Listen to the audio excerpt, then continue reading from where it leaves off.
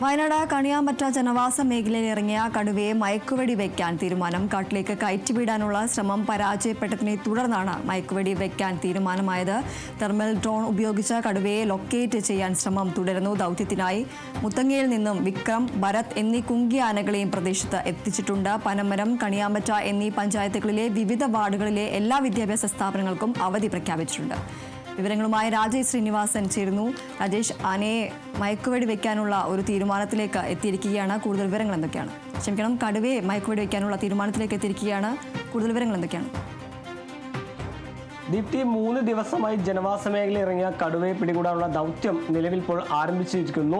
ഈ വിവിധ RRT സംഘങ്ങൾ ഈ ചുറ്റളവിൽ വിന്യസിച്ചിട്ടുണ്ട് എന്നാണ് ഇപ്പോൾ വനമന്ത്രി AK ശശീന്ദ്രൻ അടക്കമുള്ള വന ഉദ്യോഗസ്ഥർ നൽകുന്ന വിശദീകരണം.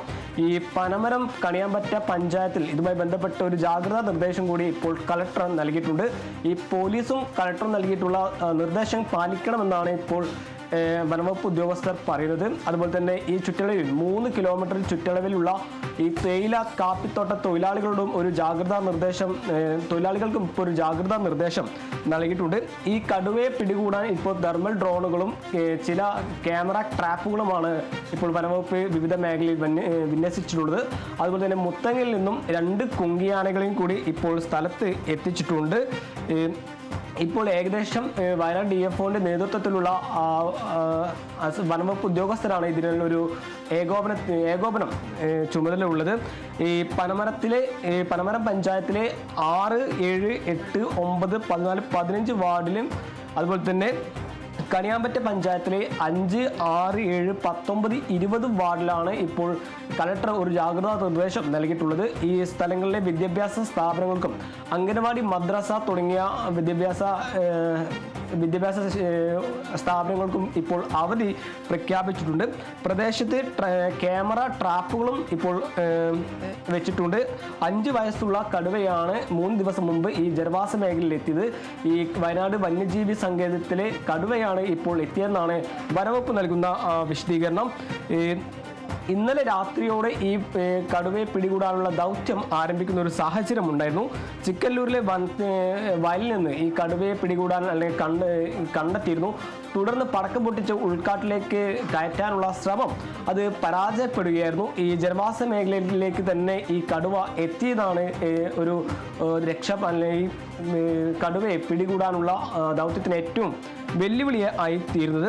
എന്നാലും ഈ പനമരം പഞ്ചായത്തിലെ ഇറങ്ങി കടുവയെ പിടികൂടാനുള്ള ദൗത്യം ഇപ്പോൾ ആരംഭിച്ചിട്ടുണ്ട്. ഏകദേശം വയനാട് സൗത്ത് DFOയുടെ നേതൃത്വത്തിലുള്ള സംഘമാണ് ഇപ്പോൾ ഇതിനൊരു ഏകോപന ചുമതല ഉള്ളത്. അതുപോലെ തന്നെ വനമന്ത്രി AK ശശീന്ദ്രൻ ഒരു നിർദ്ദേശം കൂടി നിലവിൽ ഇപ്പോൾ പുറത്തു വന്നിട്ടുണ്ട്. ഈ വനംവകുപ്പ് ഉദ്യോഗസ്ഥരും പോലീസും കളക്ടറും നൽകിയിട്ടുള്ള നിർദ്ദേശങ്ങൾ, ജാഗ്രതാ നിർദ്ദേശങ്ങൾ പാലിക്കണം. തോട്ടം തൊഴിലാളികളോടും കാപ്പിത്തോട്ട തൊഴിലാളികളോടും ഒരു ജാഗ്രത നിർദ്ദേശം അല്ലെങ്കിൽ ഒരു ജാഗ്രത പുലർത്തണം എന്ന് കൂടി ഇപ്പോൾ വനംവകുപ്പ് അറിയിക്കുന്നു. എന്തായാലും ഇന്ന് തന്നെ ഈ കടുവയെ മയക്കുവെടി വെച്ച് പിടികൂടി ഉൾക്കാട്ടിലേക്ക് വിടാനാണ് ഈ വനംവകുപ്പിന്റെ തീരുമാനം എന്നതാണ് ലഭിക്കുന്ന വിവരം. ദീപ്തി, ശരി.